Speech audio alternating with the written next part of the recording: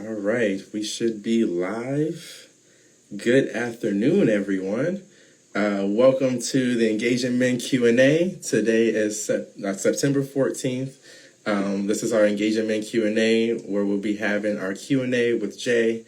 This is a 15 to 20 minute short video interview where I answer all the technical assistance questions that I receive throughout the year from my trainings, presentations, for working with male survivors or having conversations around engaging men in violence prevention. I'm Jay Von Howard. I'm the Engaging Men Coordinator here with the Ohio Alliance to End Sexual Violence, and my pronouns are he, him, his. So I'm going to give just a couple moments while people go ahead and start joining us this evening. When this evening is afternoon.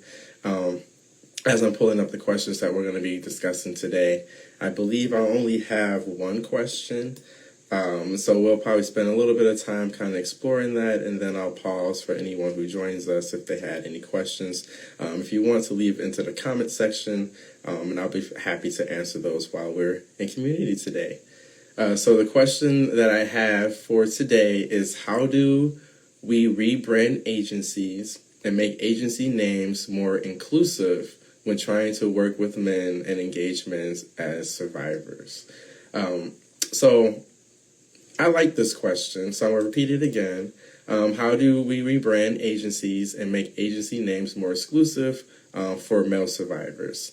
So for one, I'll start off and say, when we're talking about rebranding agencies and rebranding programs, trainings, things like that, especially agencies. One, I'm not an expert at all on rebranding, on marketing, that type of communications work.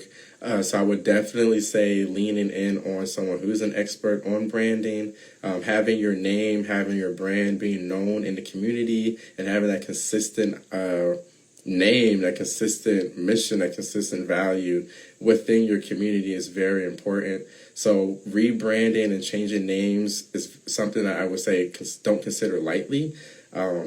We recognize that it can be a barrier for men. So for folks who may not be aware, this question more than likely came out of a reality where we can see that with male survivors, they are less likely to come forward for a myriad of reasons because of the culture that we have, because we live in a society that is a rape culture where we don't think a sexual assault is real. And so we already have that main cultural societal barrier. In our programs, when we're trying to serve survivors, some programs have gendered language in their names or in their titles, in their trainings, in the ways that they do outreach with others. And these can be considered exclusionary sometimes for folks.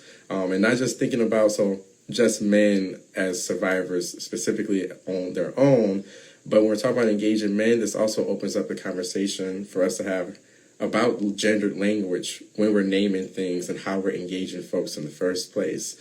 So when we're having this conversation of what does it look like to change your agency name to make it more inclusive, I would say look at what your agency stands for and what they're about. What does it look like to change your name? What kind of name would that need to be for that community that you're trying to outreach for, which is everyone? We're trying to end violence for everyone.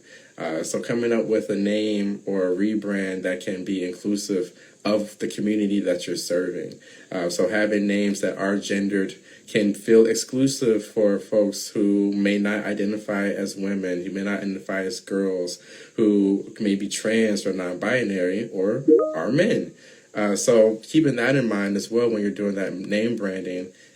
It's not just about trying to be inclusive of male survivors, but it's trying to be inclusive of all populations of people.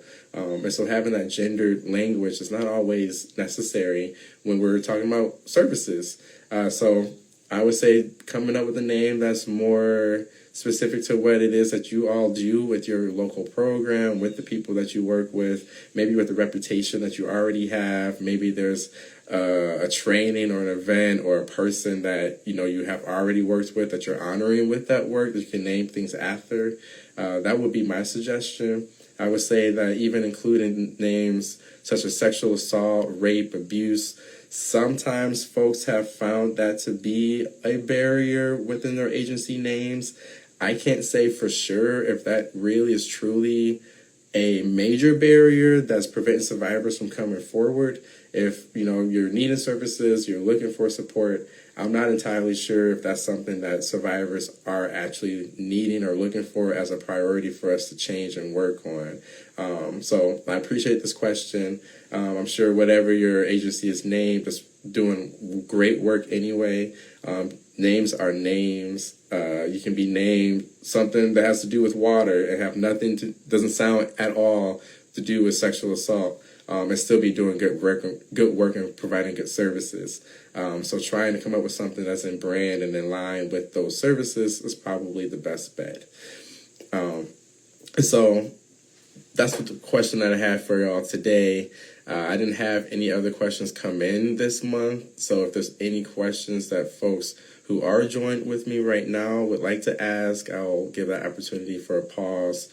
Again, any questions related to, how to work with male survivors, or any questions on how to engage men in violence prevention and engaging men as allies as well. This is what we do for the Engaging Men Q&A. So I'm happy to take any questions in the comments. And while we're waiting for those, I'll give it a little quick pause. I would say that we are posting and saving these Instagram Q&As on our profile, so you can feel free to revisit anytime to listen to these Q&As or to share or to add your comments for the next one next month. I meet every other Wednesday, not every other Wednesday, every second Wednesday of every month. For 2022, the next one will be October 12th at 12 p.m.